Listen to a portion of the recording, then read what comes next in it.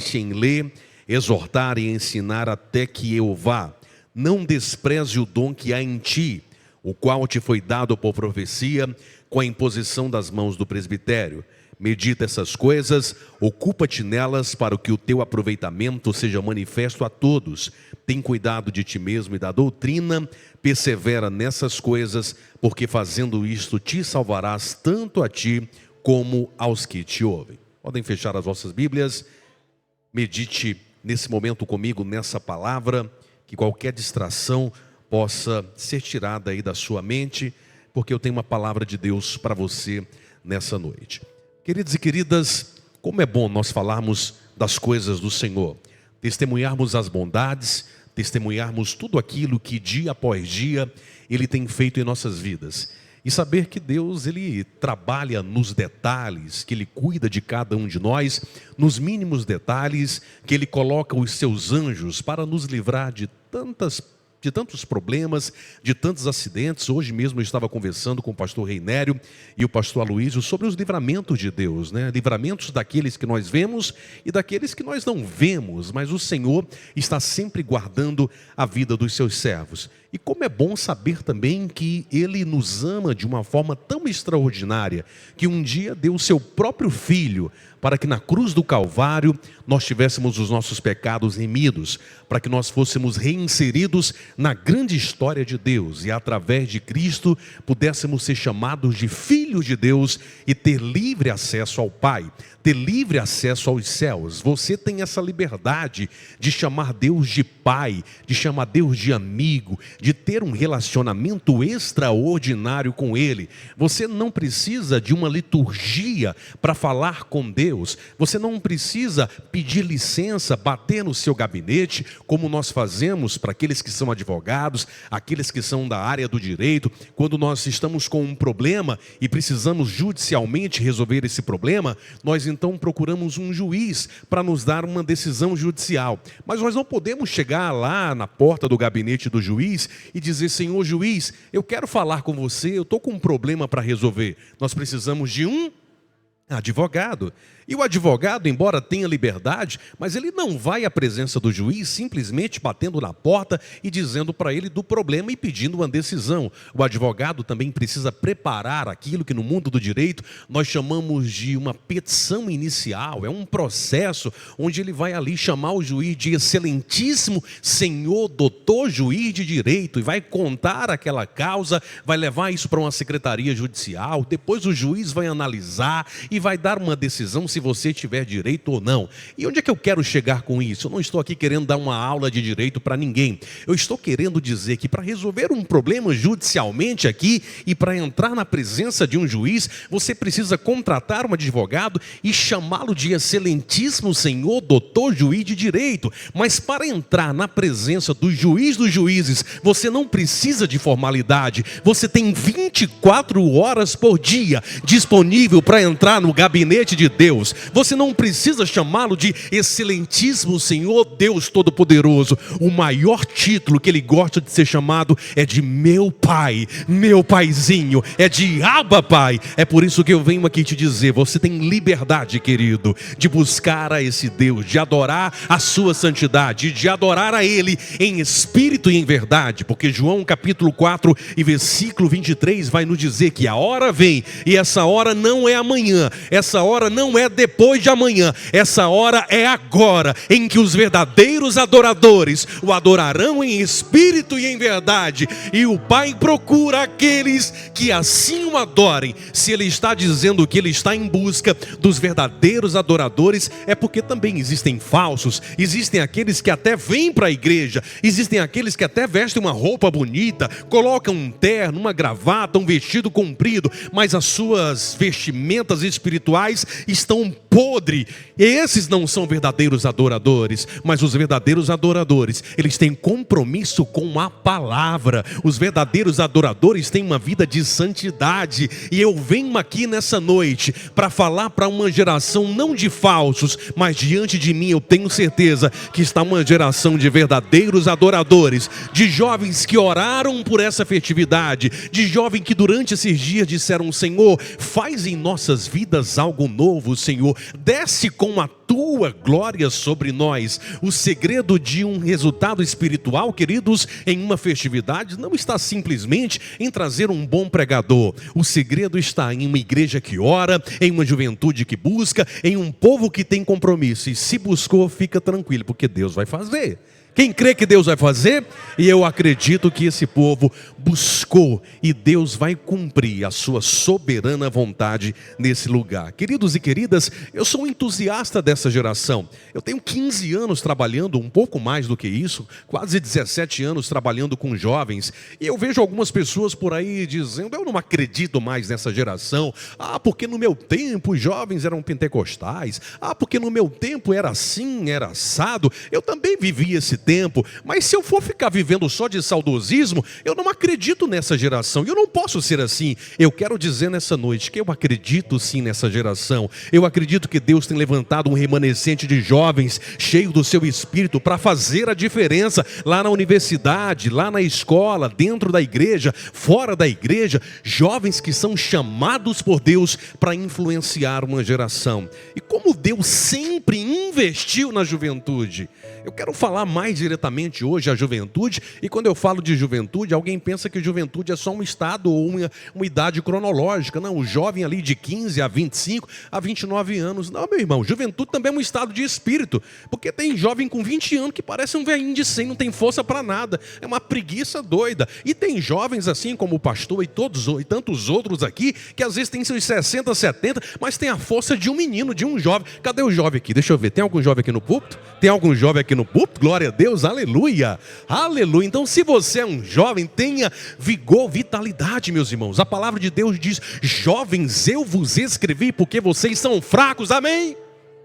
Amém não, jovens, eu vos escrevi porque vocês são fortes, e a palavra de Deus está em vocês, e vocês já venceram todo o mal. Queridos, todos os dias, a mídia, a moda, a televisão, as redes sociais, as novelas, o cinema, tentam e querem de todas as formas ditar as regras da nossa vida, mas quem dita a regra da nossa vida não é o mundo. Quem dita a regra da nossa vida é a palavra que nos santifica, a palavra que nos mostra a verdade, a palavra que é bússola para nos dar todo o entendimento e nos mostrar o caminho da verdade. Conhecereis a verdade, e a verdade é quem vai libertar você de todo mal, de toda opressão, de todo pecado. Queridos e queridas, entendam uma coisa, o fato de você estar hoje na igreja não vai imunizar você das tentações. Você vai sair daqui lá na faculdade, na escola, onde você estiver, o pecado vai continuar batendo a tua porta. Mas se você é um jovem lavado, remido e que obedece a palavra, o pecado pode vir, o próprio capeta, o próprio Satanás pode vir, mas quando vier, vai ter que bater em retirada, porque diante dele tem um jovem pentecostal da Assembleia de Deus aqui do Piauí, cheio da presença de Deus. Não é você que tem que ter medo do diabo, não, é o diabo que tem que ter medo de você. Sair correndo, porque ele não consegue estar diante de um jovem cheio da presença do Espírito Santo de Deus. Quantos podem dizer amém?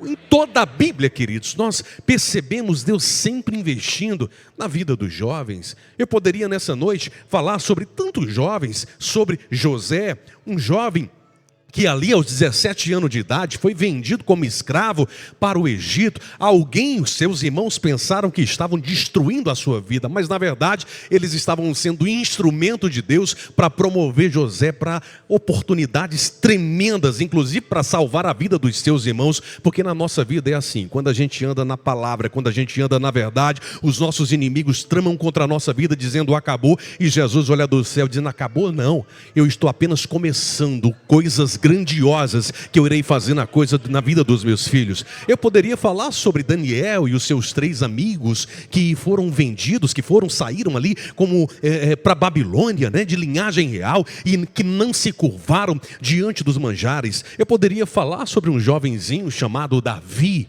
que se tornou o segundo homem, ou melhor dizendo, que se tornou o homem conhecido como o homem segundo o coração de Deus.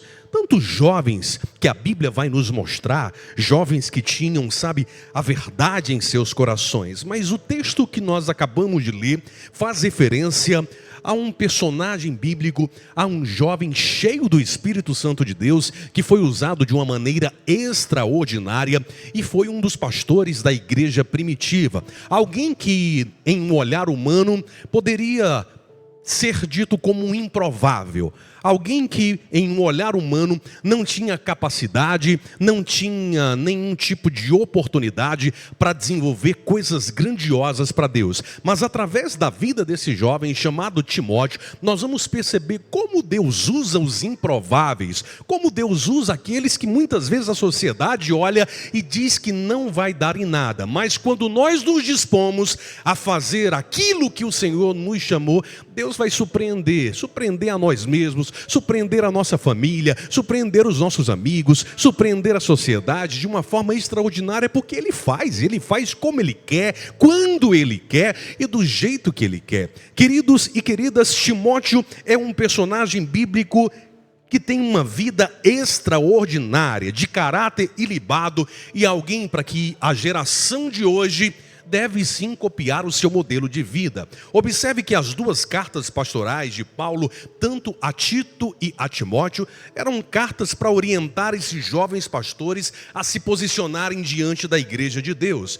E quem era Timóteo? Timóteo nasceu em Listra, na região da Galáxia do Sul, onde Paulo esteve com Barnabé em sua primeira viagem missionária. Antioquia da Pisídia, Listra, Icônio, Listra e Derbe. A Bíblia diz que Timóteo era filho de um pai grego, mas de uma mãe judia convertida, Eunice, uma mulher cheia do Espírito Santo de Deus, que juntamente com a sua mãe, a avó de Timóteo, Loide, essas duas mulheres tiveram um papel assim extraordinário em transmitir essa palavra para a vida desse jovem, em fazer com que ele se apaixonasse também pelas coisas de Deus, em instruí-lo na palavra e no caminho do Senhor. E agora, quando nós estamos ali diante da segunda viagem missionária de Paulo, no capítulo 16 do livro de Atos, nós vamos agora perceber então esse jovem chamado Timóteo se tornando um cooperador do ministério de Paulo. Ele vai estar com Paulo e acompanhá-lo em Filipos, em Tessalônica, ele encontra com ele em Atenas, ele fica com ele 8 meses em Corinto, ele vai com ele para Éfeso, para Jerusalém, fica com ele na sua primeira prisão em Roma. Timóteo, como eu disse, se torna um cooperador fiel da vida de Paulo. E Paulo vai nutrir um sentimento diferenciado pela vida de Timóteo. Ele estava rodeado de muitas pessoas, mas ele via em Timóteo características diferenciadas. Ele via em Timóteo alguém que poderia sucedê-lo aqui na terra em seu ministério pastoral. Paulo sabia que mais cedo ou mais tarde ele teria que passar o bastão da igreja para outra pessoa. E como um bom líder que aprendeu com Jesus a fazer sucessores, Paulo sabia que também precisava investir em pessoas. Então ele decide investir nesse jovem para que ele pudesse dar continuidade ao seu ministério. E ele, como eu disse, nutre um sentimento tão diferenciado pela vida de Timóteo que vai chamá-lo de o meu filho querido, o meu filho amado. A ninguém Paulo trata dessa forma, mas a Timóteo sim, ele vai chamá-lo de o meu filho amado, de o meu filho querido. Agora, quando nós observamos, queridos e queridas, as entrelinhas do texto, da vida de Timóteo, nós vamos perceber algumas características, ou por que não dizer, algumas limitações na vida de Timóteo, que, como eu disse, poderia fazer dele um improvável diante da seara, diante do trabalho do Senhor. Alguém em que todo mundo olhava e dizia, esse jovem não, aquele sim, esse não tem condições para assumir um chamado, para assumir um ministério, para fazer a diferença na sociedade de uma forma grandiosa e gloriosa. E uma das coisas que eu observo nas entrelinhas do texto, queridos, era que Timóteo era um jovem tímido. Pastor, mas eu nunca vi isso, e você também não vai encontrar essa palavra timidez na Bíblia. Mas olha só, vamos lá para o texto. Paulo, vez por outra, tinha que dizer para Timóteo, ei Timóteo, pega firme, rapaz. Ei, Timóteo, tenha coragem. Não despreze o dom de Deus que há em você. Você foi chamado por Deus, foi Deus quem te escolheu. Você, querido e querida, entenda uma coisa: você não é obra do acaso. Deus sonhou com você antes mesmo da tua existência. A palavra de Deus no livro do profeta Jeremias vai nos dizer: antes que você fosse formado, eu te conheci. Antes de você sair da madre, eu te santifiquei. Eu desenhei uma história. Eu desenhei um plano, eu te coloquei nessa terra para você cumprir um propósito. Cada um de nós, de forma singular, fomos criados por Deus para um propósito nessa terra. Ele nos dota de dons, Ele nos dota de talentos. Existem aqueles que são mais introvertidos, aqueles que são mais extrovertidos, existem os engraçadinhos, existem aqueles mais dinâmicos, mas Deus vai te usar do jeitinho que você é, como Ele te fez, para que você possa desempenhar um grande trabalho para Ele. Alguém olha e diz assim: eu não tenho chamado. Alguém olha e diz: eu não tenho ministério. Alguém olha e diz: eu sou apenas chamado para ser crente de banco. Não existe essa de crente de banco não, meu filho. Deus te chamou para fazer a diferença. Deus te chamou para anunciar o evangelho dentro da igreja, pregando a palavra, mas principalmente lá fora, lá na universidade, lá na escola, lá no teu trabalho, sendo um embaixador da palavra de Deus, levando essa palavra aos corações que tanto necessitam. Você tem um valor. Já tem um hino, né, conhecido do Armando Filho, que diz isso: irmãos, eu não sei cantar, mas a irmã que sabe bem aqui, ela vai cantar um pedacinho desse hino. Quero que valorize o que você tem. Você é um ser, você é alguém tão importante para Deus. Nada de ficar sofrendo angústia e dor nesse seu complexo inferior, dizendo às vezes que não é ninguém. Eu venho falar. Diga assim: eu tenho um valor para Deus.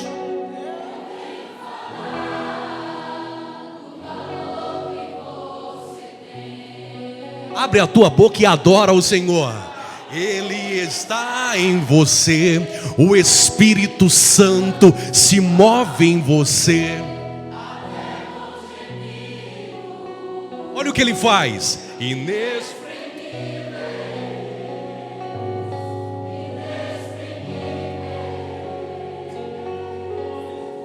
Daí você pode, tô até aprendendo a cantar, que para ele há algo importante em você.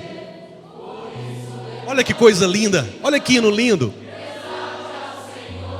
Aponte para o seu irmão e diga: você tem um valor. Fale para o seu irmão que o Espírito Santo se move em você. Você tem um valor. Foi Deus que te chamou.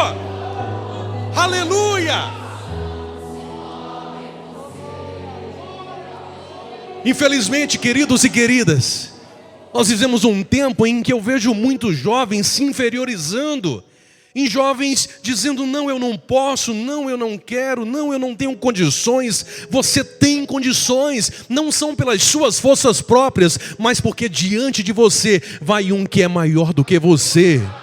Ele quem te fortalece, Ele é quem te unge, Ele é quem te abençoa. Meus irmãos e irmãs, hoje eu viajo esse Brasil pregando o evangelho, mas pense, missionária, num jovem que era tímido, mas tão tímido que só tinha 4 amigos mais tímidos do que ele. Era o clube ali dos tímidos. Eu tinha dificuldade até de conversar com a moça na igreja. Meus irmãos, eu dizia: nunca eu vou ser um pastor, nunca eu vou ser um líder na igreja, jamais. Eu olhava para mim mesmo e dizia: eu não tenho esse valor, eu não tenho capacidade. E um dia eu lembro que eu estava na minha casa e eu era apenas um jovem ainda, quando de repente eu ouvi uma voz de Deus dizendo: meu filho, eu estou te levantando para fazer um grande trabalho e liderar um grande povo. Eu disse: mas Senhor, mas eu sou tímido, Senhor, nem falar eu sei. E eu fiquei com aquilo no coração, mas o que Deus tem para mim? Um mês depois, meu pastor presidente me chama e diz o seguinte: meu filho, Deus está falando comigo. Eu estou há alguns dias perguntando para ele quem vai ser o próximo líder dos jovens, e a única pessoa que vem na minha cabeça é você. Eu disse: pastor, mas eu sou tímido, eu nem sei falar, eu nunca liderei juventude na igreja, e a juventude aqui da sede é muito grande, são 200 jovens. Ele disse: você não está entendendo, eu não estou te chamando, Deus não está te chamando para ser o líder da sede, Deus está te chamando para ser o líder da cidade. Você vai liderar 8.000 jovens na cidade de Imperatriz. Foi o meu primeiro cargo na igreja, pastor, e ali Deus começou a me tratar. Hoje, pela glória de Deus, hoje eu lidero a juventude do estado do Maranhão e sou o vice-presidente dos jovens das Assembleias de Deus do Brasil. Um jovem que nem sabia falar, um jovem que era tímido, assim como Timóteo, mas um dia acreditou em alguém que se chama Jesus de Nazaré e que disse: eu não posso, mas Ele pode, eu não sei, mas Ele sabe, e se Ele quiser, eis-me aqui, Senhor, me enche do teu Espírito e faz de mim o que tu quiseres. O segredo não está em Deus fazer, o segredo está em você se colocar diante de Deus e dizer: Senhor, eu sei das minhas fragilidades, eu sei, Senhor, que eu não conheço nada, mas eu sei, Senhor, que tu podes, se tu quiseres, eis-me aqui, faz em mim a tua vontade. Aleluia! Deus usa gente tímida, sim ou não? Usa.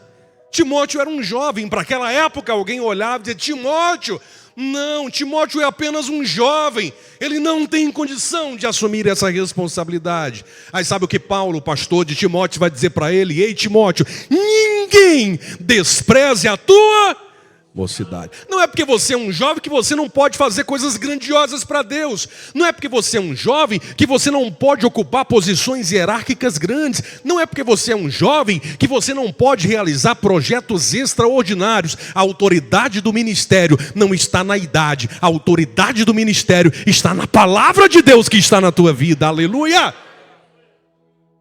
Timóteo era tímido, Timóteo era jovem, por fim Timóteo era um camarada doente. Tinha um problema estomacal, né? O que dá do improvável desse, pastor? Um jovem tímido, jovem, só por ser jovem, ninguém acreditava naquela época nele, e doente. Mas Paulo conseguia ver naquele jovem qualidades intrínsecas de alguém que poderia fazer a diferença na sociedade. E Paulo começou a mentorear esse jovem de uma forma tão extraordinária, que ele vai agora fazer uma recomendação aos irmãos em Filipos, conforme está em Filipenses 2:19, Paulo vai dizer assim, escrevendo a carta aos Filipenses: espero no Senhor Jesus que em breve eu vos mandarei Timóteo, para que eu também esteja de bom ânimo, sabendo dos vossos negócios, porque a ninguém eu tenho de igual sentimento, que sinceramente cuide do vosso estado, porque todos os outros buscam o que é seu, e não o que é de Cristo. Mas bem sabeis, está falando de Timóteo, qual a sua experiência. Ele tem aprendido, ele tem convivido comigo, e que ele serviu comigo no Evangelho. Você quer ser grande? Aprenda a servir. Aprenda a obedecer, aprenda a ser um servo dentro da sua igreja, para que Deus possa te exaltar. E que serviu comigo no Evangelho como um filho serve ao pai. Está falando do pastor dele, serviu ao pastor dele como um filho serve ao pai. De sorte que espero vos enviar logo que tenho provido aos meus negócios. Ele está falando de um jovem de caráter. Ele está falando de um jovem que tem uma vida de abnegação e de renúncia. Ele está falando de um jovem que ele diz assim: esse aqui eu coloco a minha mão no fogo por ele, porque ele tem servido comigo no Evangelho, porque eu tenho visto as características dele, porque nunca teve algo que eu pedi para Timóteo fazer e Timóteo fizesse cara ruim, diz: não, eu não vou não, meu pastor. Ele esteve sempre disposto, dizendo: eu vou sim, meu pastor, o que o senhor mandar eu vou fazer, porque eu quero aprender com o senhor. Mas tem aquele dia que o pastor dá um puxãozinho de orelha, mas ele faz porque ele porque ele te ama e quer te mostrar o caminho da verdade. Então ele nutre esse sentimento e ele começa a desenvolver algo diferenciado pela vida desse jovem. Mas Timóteo, queridos, como eu disse, esse Timóteo somos nós. Ele era um jovem que foi referência para a sua geração. Era um jovem que tinha um bom testemunho onde ele andava. E eu provo isso na Bíblia Sagrada. Timóteo tinha um testemunho tanto na igreja, tanto na sua cidade, como em todos os lugares onde ele andava. Não adianta, queridos, perdoe-me a sinceridade, não adianta você ter um comportamento cristão dentro da igreja, mas quando chega lá fora, as tuas atitudes, o modo de conviver com as pessoas, aquilo que você fla, o que você está olhando, não condizem com o título de um jovem cheio do Espírito Santo de Deus. Atos 16:2 vai nos dizer assim: e chegou a Derbe e Listra, e eis que estava ali um certo discípulo, por nome Timóteo, filho de uma judia, que era crente, mas o pai era grego, do qual davam um bom testemunho os irmãos que estavam em Listra e em Icônio. Onde Timóteo passava, alguém dizia: ali vai um servo, um jovem cheio do Espírito Santo de Deus. Onde Timóteo chegava, as pessoas diziam: ali sim, vai um jovem que faz a diferença. Isso precisa refletir para os nossos dias, jovens. Deus nos chamou para fazer a diferença. Deus nos chamou para ser luz no meio das trevas. O livro do Evangelho de Mateus, capítulo 5, a partir do versículo 13, olha o que o Senhor vai nos dizer, versículo 14: vós sois a luz do mundo. Não se pode esconder uma cidade edificada sobre um monte, nem se acende a candeia e se coloca debaixo do alqueire, mas no velador, e ela dá luz a todos que estão na casa. Assim resplandeça a vossa luz diante dos homens, para que vejam as vossas boas obras e glorifiquem a vosso Pai que está nos céus. Sabe, certa vez eu estava estudando esse texto e eu observei alguns estudiosos falando algo que eu ainda não tinha percebido. Naquela época, imagine que Jesus estava ali à beira do mar da Galileia, há mais de 2000 anos atrás, rodeado dos seus discípulos, ensinando, mentoreando, falando das bem-aventuranças. E era uma época em que, obviamente, não havia eletricidade, em que a única luz que se tinha dentro de uma casa, quando se chegava ao período da noite, era uma candeia. É o que aqui no Nordeste nós chamamos de uma lamparina, né? Era uma lamparina dos nossos dias. Você vai na fazenda, às vezes não tem energia, não tem outra forma, então tem a lamparina ali para acender. Naquela época, diferente das casas de hoje, que tem 2 quartos, tem banheiro, tem cozinha, tem tudo, as casas eram um quarto só, era um cômodo só. E ali as pessoas dormiam, faziam suas refeições e etc e tal. Imagine o breu, imagine a escuridão quando se chegava à noite. E apenas um cômodo, tudo escuro, e apenas uma candeia, apenas uma luminária, apenas uma lamparina. Jesus está dizendo, né, que essa candeia, ela é acendida, e essa única candeia, ela dá luz a toda a casa. Jesus está fazendo essa comparação para falar da minha vida e da sua vida.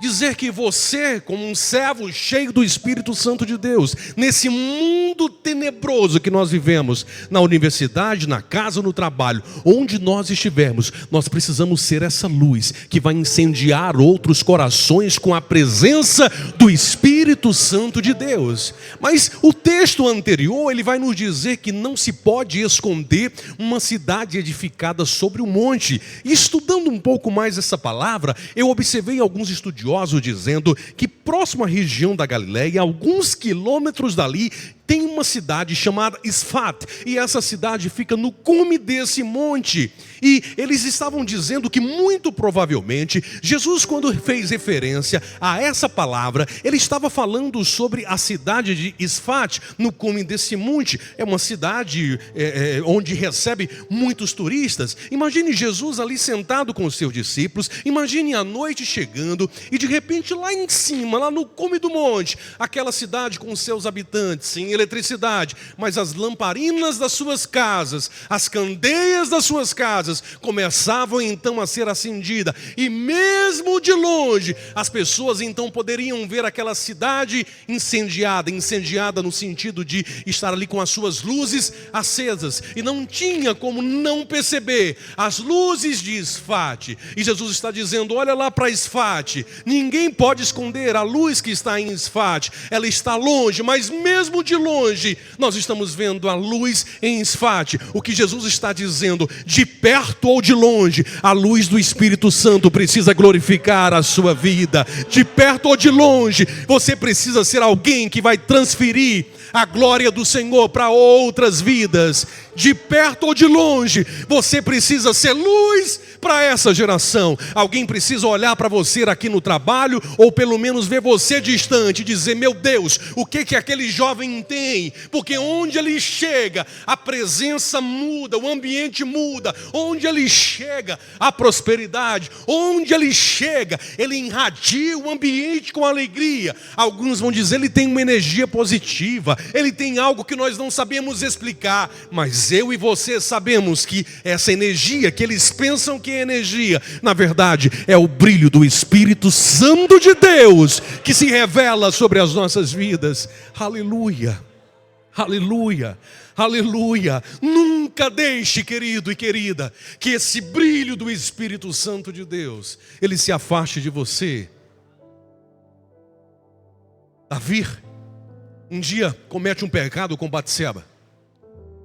E Davi foi conhecido como um homem segundo o coração de Deus, porque ele tinha um coração adorador, um coração quebrantado, e ele sabia se colocar na presença de Deus mesmo diante dos seus pecados. E o Salmo de número 51 é um salmo onde Davi vai ali retirar tudo que está no porão da sua alma e vai se colocar diante de Deus, vai falar das suas amarguras. Ele vai dizer, Senhor, eu sei que em pecado eu fui formado, em pecado me formou a minha mãe. E ele vai se colocar como esse homem pecador. E de repente ele vai pedir para Deus, Senhor, lava-me a minha boca com esopo, cria em mim um coração novo. Ele começa a se colocar diante de Deus. Mas tem um versículo da Bíblia que me chama muito a atenção, no Salmo de número 51, e aqui me permitam me conjecturar. É quando Davi, ele vai dizer o seguinte para o Senhor, embora o texto não esteja dessa forma, mas deixa eu pensar assim. Ele vai dizer, Senhor, tira tudo de mim, Senhor. Tira de mim o meu reino, tira de mim a minha glória, tira de mim as minhas vestes, tira de mim, Senhor, o meu dinheiro, tira de mim as minhas mulheres, tira de mim a minha saúde, tira de mim tudo o que tu quiseres. Eu só te peço uma coisa, Senhor, não tira de mim o teu Santo Espírito, nem afasta de mim a tua presença. Ei, filho, você pode viver sem uma faculdade, você pode viver sem um carro novo, você pode viver sem uma namorada, sem um namorado, mas sem a presença de Deus, você e eu não somos nada. Nós não podemos viver, nós somos dependentes deles. Você percebe que quando uma pessoa se afasta de Deus, esses dias eu estava vendo aí uma tal de uma cantora chamada de Priscila Alcântara, uma mulher que cantava nos púlpitos, de repente largou tudo, foi para o mundo.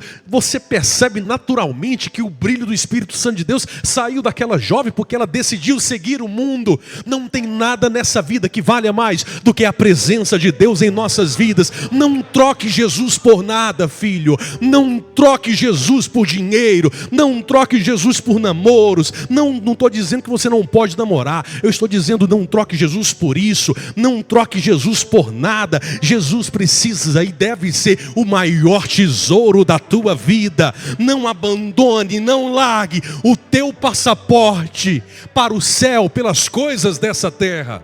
Apocalipse capítulo 22 vai nos dizer, eis que cedo venho e o meu galardão está guardado para dar a cada um que é seu. Bem-aventurado aqueles que lavam as suas vestiduras no sangue do Cordeiro, para que possam ter direito a entrar pelas portas da cidade e gozar da árvore da vida. Eu não sei você, mas eu não abro mão do meu passaporte para ir morar no céu por nada nessa terra.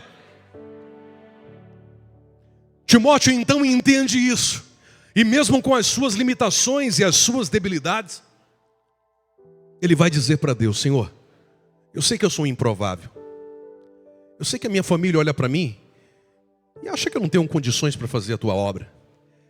Eu sei que tem pessoas dentro da minha igreja que olham para mim e dizem que eu sou desafinado, que eu nunca vou conseguir ser uma cantora ou um cantor. Eu sei que tem pessoas que olham para mim, tu sabes que eu tenho uma vontade de ser um pregador, Senhor, mas eu não sei pregar, e quando eu falo para alguém que eu quero pregar, alguém me ridiculariza. E quantas pessoas têm parado no meio da caminhada, porque têm deixado ser levados pela voz da multidão de pessoas que só te colocam para baixo, que só te inferiorizam, e pessoas que acreditam nisso, quando Deus está dizendo: você tem um valor, e eu estou te enchendo do meu espírito, e te dando autoridade para pregar a minha palavra e para fazer a diferença nessa geração.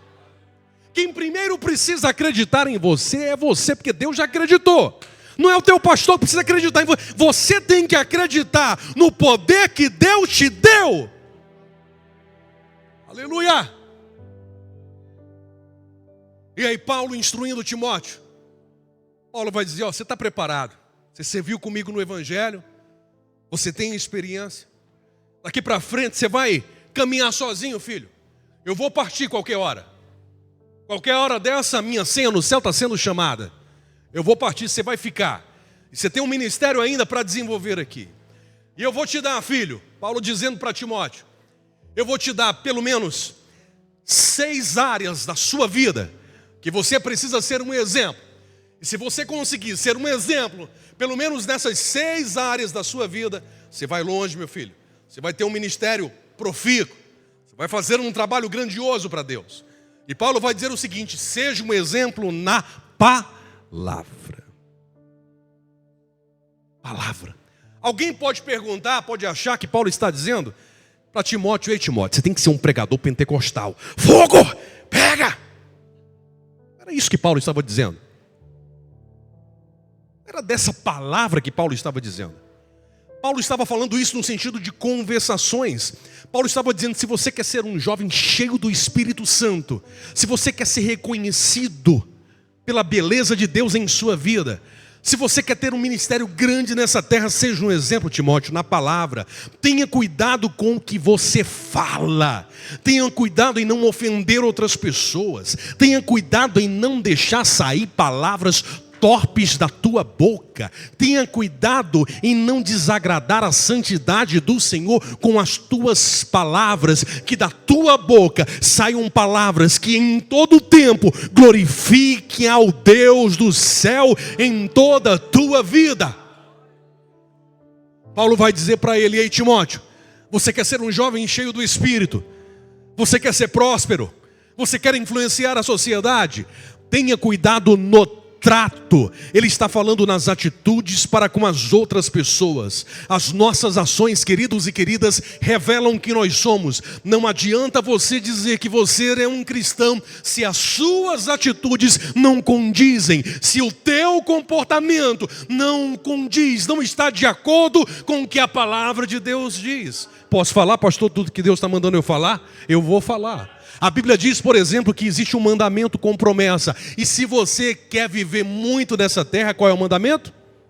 Honra o teu pai e tua mãe. Como você tem tratado os teus pais? Qual foi a última vez que você deu a bênção, pediu a bênção para os seus pais? Qual foi a última vez que você chegou para o seu pai e para a sua mãe e disse: papai, eu te amo, mamãe, eu te amo. Papai, obrigado por tudo que você tem feito em minha vida. Mamãe, obrigado porque você tem me corrigido. Muitas vezes eu tenho procurado sair do caminho e você tem ali me apertado. Eu não gosto, mas eu sei que é para o meu bem. Como você tem tratado os teus amigos, como você tem tratado os teus pastores, os teus líderes, como você tem tratado as outras pessoas. A Bíblia diz para nós amarmos até os nossos inimigos. E Deus está dizendo: você quer ser próspero, você quer ter um ministério grande, então cuidado com o trato.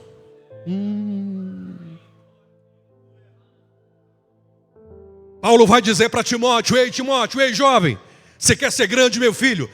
Então seja um exemplo na caridade. O que é caridade? É o amor de Deus. A caridade é um sentimento de ajudar alguém sem buscar recompensa. É abrir a mão, é poder ajudar o teu próximo, é ver alguém passando necessidade e dividir o pão com aquela pessoa. Quantas vezes nós podemos ajudar e fechamos as nossas mãos, fechamos os nossos olhos, e Deus às vezes está querendo uma simples atitude sua, mas o coração é tão fechado, o bolso é tão fechado, e você tem como ajudar e não pode.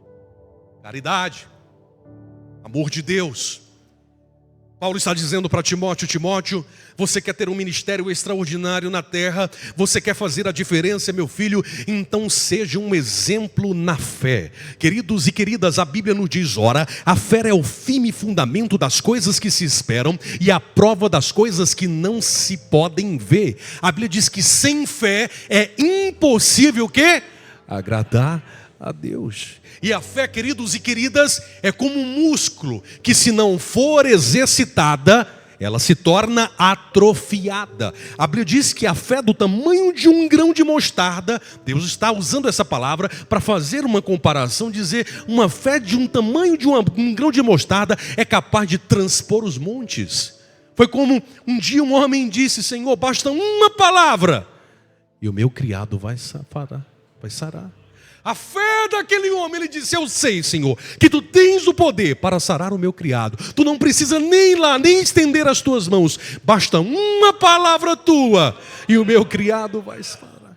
O maior dom que Deus deu, queridos e queridas, não foi o dom da vista. O maior dom que Deus deu ao homem foi o dom da visão. A vista é a capacidade de enxergar com os nossos próprios olhos aquilo que está diante de nós. A visão é a capacidade de, pelos olhos da fé, enxergar além do que os nossos olhos físicos podem ver. Com a vista nós vemos o que é, com a visão nós vemos o que poderá ser. A vista é uma função dos olhos, a visão é uma função do coração. É por isso que a palavra de Deus nos admoesta em 2 Timóteo ou 2 Coríntios 5:7, nos dizendo que nós não vivemos por vista, nós vivemos por fé. De repente alguém olha para esse público e vê apenas um grupo de jovens participando de uma festividade na igreja. Mas pelos olhos da fé, quando eu olho para vocês, eu vejo os futuros homens e mulheres que vão impactar esse estado, que vão impactar esse Brasil. Os futuros pastores, missionários, médicos, juízes, delegados, quem sabe os futuros políticos, jovens que vão fazer a diferença, porque são cheios do Espírito Santo de Deus e entenderam que foram chamados para marcar a sua geração. Mas Paulo não termina por aí. Paulo vai dizer ainda para Timóteo: ei, Timóteo, você quer fazer a diferença na sociedade? Então seja um exemplo na pureza, tanto nas suas ações quanto nos seus pensamentos. Deus está falando através dessa palavra sobre santidade. 1 Pedro 1:15-16 vai nos dizer assim: mas assim como é santo aquele que os chamou, seja santo também vocês em tudo que fizerem, pois está escrito: sejam santos, porque Deus é santo, ou porque eu sou santo, diz o Senhor. 1 Tessalonicenses capítulo 4, versículo 3 e 4 nos diz: Deus quer de mim uma vida pura, fugindo de toda imoralidade sexual, aprendendo a dar dignidade ao meu corpo e não sendo dominado pelo desejo. Deus espera de mim dedicação radical. Efésios 1:4 vai nos dizer assim: porque Deus nos escolheu nele antes da fundação do mundo para sermos santos e irrepreensíveis na sua presença. Não tem essa de crente mais ou menos, ou você serve a Deus ou você não serve a Deus. Um dia o profeta Elias, ali diante do Monte Carmelo, vai chamar a nação de Israel e vai dizer: até quando cocheareis entre dois senhores? Se Deus é o Senhor, sirvam a Deus. Se Baal é o Senhor, então sirvam a Baal. Mas não dá para servir a Deus e servir ao mundo. Não dá para dizer: eu estou na igreja com uma vida de prostituição, de pornografias. Ou eu sirvo a Deus de verdade, ou eu não sirvo a Deus. Aleluia. Quem pode dizer amém? Eu estou falando para uma geração de jovens que vão morar no céu. Aleluia. E Paulo, por fim, vai dizer a Timóteo: ei, Timóteo, seja um exemplo no Espírito. Que o teu espírito seja um espírito de adoração, um espírito que busque estar entronizado com o Senhor 24 horas por dia, buscando a Deus, adorando a Deus. A palavra do Senhor vai nos dizer, queridos e queridas, que a vontade de Deus, ela é boa, a vontade de Deus é perfeita, a vontade de Deus é agradável. Ele tem o melhor para a sua vida. Se você entende essa palavra, Se você pratica essa palavra, você encontra o caminho da verdadeira felicidade. Alguém pode se perguntar: pastor, mas na época de José, na época de Daniel, na época dos jovens aí da Bíblia, que são relatados pela história bíblica, as coisas eram diferentes. Eles não tinham, sabe, as redes sociais como as de hoje. Eles não tinham os filmes como os de hoje. Você acha que era diferente? Era apenas um contexto social e histórico diferente. Mas eles eram jovens comuns, como quaisquer outros, e eles decidiram servir a Deus, porque servir a Deus é uma decisão. É por isso que Daniel 1:8 vai nos dizer assim: e Daniel decidiu, propôs no seu coração não se contaminar com os manjares da Babilônia. É uma decisão servir a Deus. E quando você decide servir a Deus, você tem que abandonar todas as práticas que desagradam o coração do Senhor para viver integralmente para Ele. Ter uma vida de relacionamento. A vida do cristão, queridos, não é para ser vivida de uma forma teorizada. Não é para ser vivida de uma forma filosofada. A vida cristã é uma vida para ser vivida com experiências. Muitas vezes Deus inclusive faz com que nós passemos por alguns processos dolorosos, por alguns processos em que nós pensamos que não vamos mais conseguir sair de lá. Mas muitas dessas vezes são situações em que o próprio Deus cria para amadurecer a nossa vida, para fazer com que nós estejamos cada vez mais entendendo as profundezas do oceano do Espírito. E o desejo de Deus é que nós o conheçamos, não conheçamos a Ele superficialmente, mas que nós possamos mergulhar no mais profundo do oceano do Espírito Santo de Deus. Isso me faz lembrar, queridos e queridas, e aqui eu já começo a ir para o encerramento dessa primeira ministração do congresso. Isso me faz lembrar sobre a história de um jovem. Esse jovem, pelo que eu li sobre ele, esse jovem, ele teve muitas perdas na sua vida. Esse jovem, ainda quando criança, ele teve uma grande perda. E a primeira perda da sua vida foi a ausência do seu pai. A história diz que esse jovem perdeu seu pai assassinado. Aos 2 anos de idade, ele ficou sem a presença paterna. O seu pai foi assassinado e foram encontrar o corpo do seu pai, segundo dizem, 3 dias depois, já em estado de putrefação. Aquela criança cresceu sem saber o que era levar um presente para o pai no dia dos pais. Aquela criança cresceu vendo todos os seus amiguinhos no dia dos pais, segundo domingo de agosto, ou se isso mesmo, fazendo declarações de amor para os seus pais. E ele não saber o que era ter um pai. E diz a história que ele foi levado ainda quando pequeno para a igreja.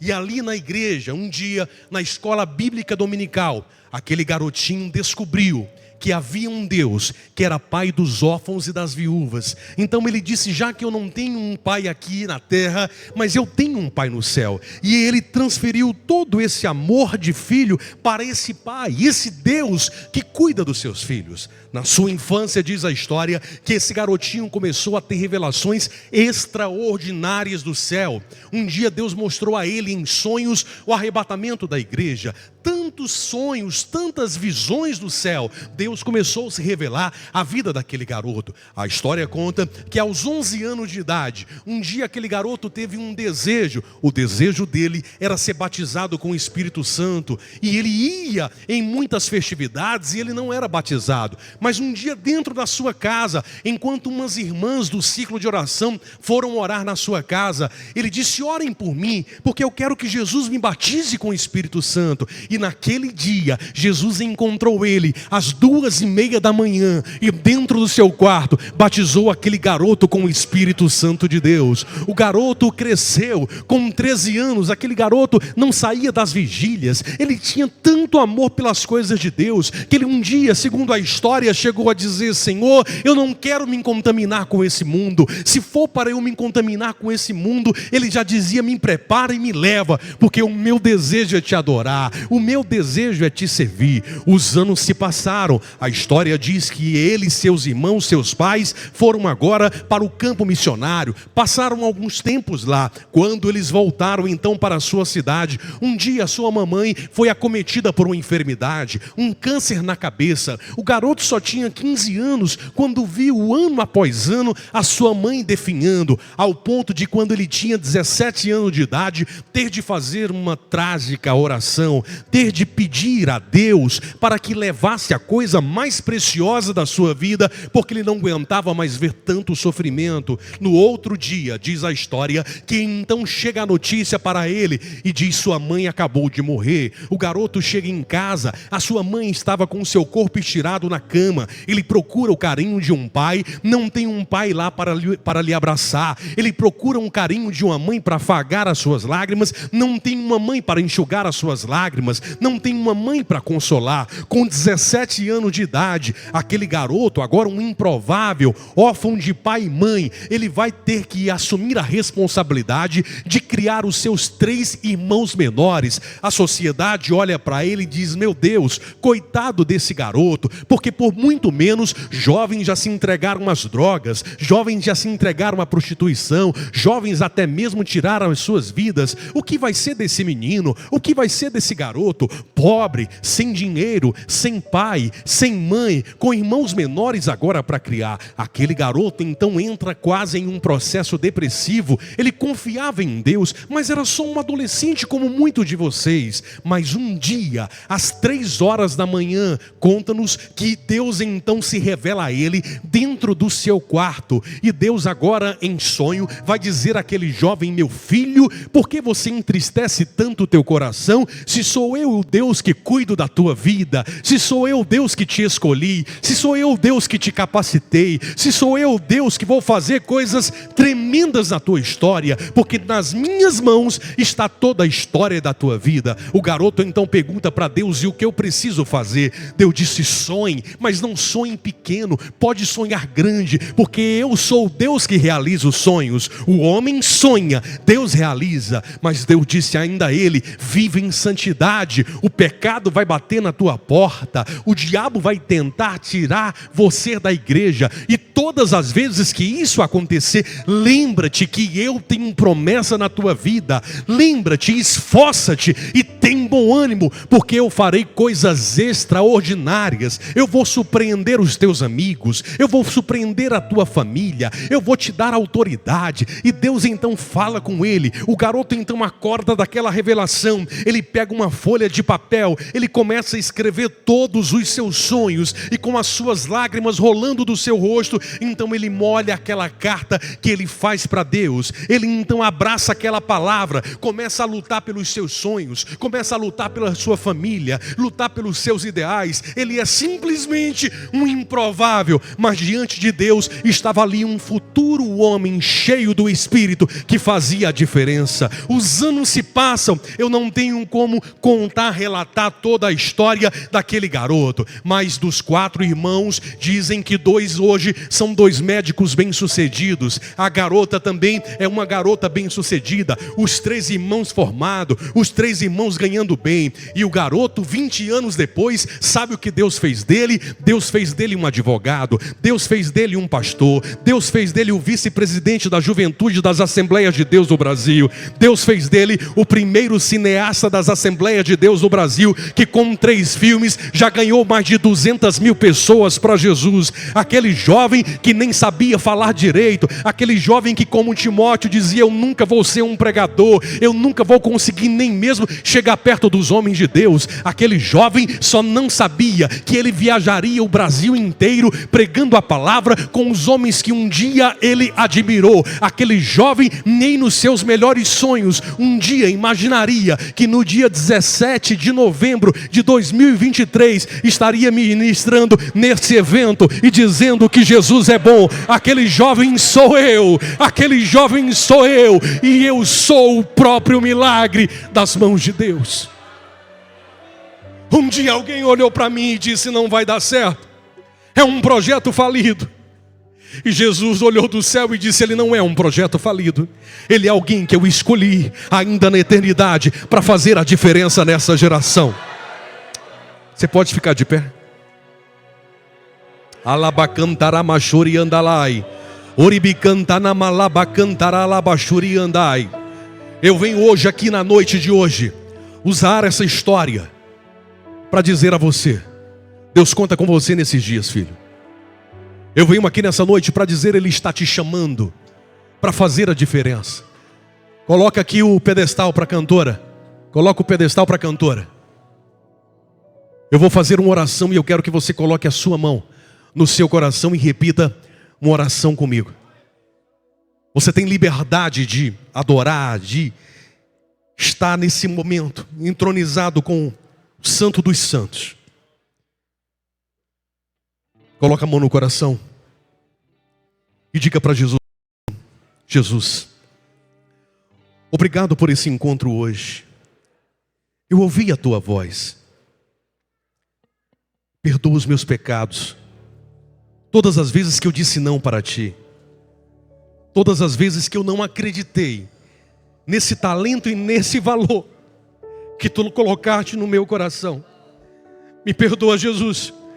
Todas as vezes que eu dei ouvido à voz da multidão e eu me vi incapaz, eu me vi tão pequeno. Mas hoje, Jesus, eu ouvi a tua palavra através do pastor Luaran. O pastor Luaran era um improvável. E olha o que tu fez na vida dele, Jesus. Se tu fez na vida dele, tu também pode fazer na minha. Jesus, diga para ele: eu coloco os meus sonhos diante de ti, Senhor. Renova em mim a esperança. Renova os meus sonhos, Jesus. Me dá força para lutar contra todo o pecado. Restaura, Deus, tudo aquilo que um dia se perdeu. Me enche da tua presença. Me enche do Santo Espírito. Comece agora a falar com Jesus e dizer assim como Bartimeu um dia disse: Jesus, tem misericórdia de mim. Fale com o Senhor nessa noite enquanto você se coloca diante dele. Ele entra com providência na tua vida. Ele tira aí todo o complexo de inferioridade.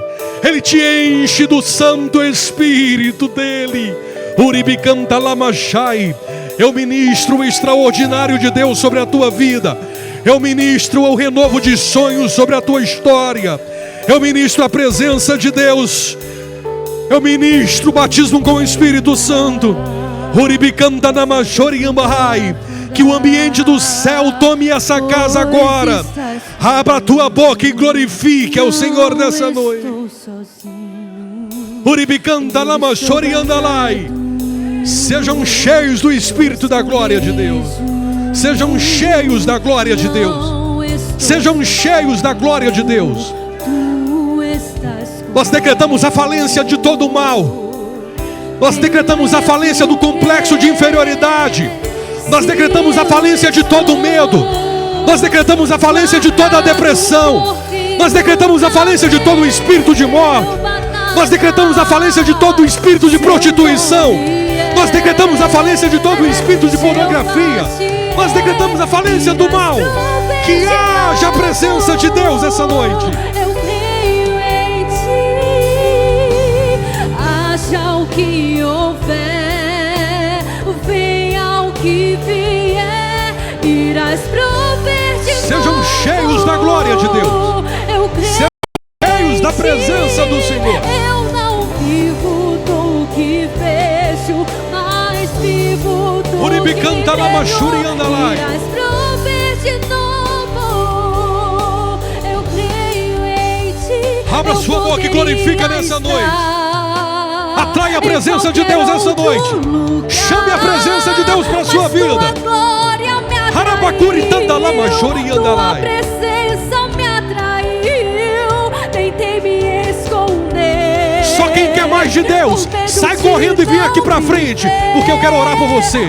Só quem quer mais de Deus para a sua vida, sai correndo e vem aqui na frente agora. É que a sarça pegou fogo e não se consumiu, e a voz que saiu dela o dia me atraiu. E o meu Você que quer mais de Deus, você que quer mergulhar no profundo do oceano do Espírito, você que sente vontade de ter mais de Deus, então venha, eu quero orar por você. O dia me atraiu e o meu coração queimou até que descobriu que um dia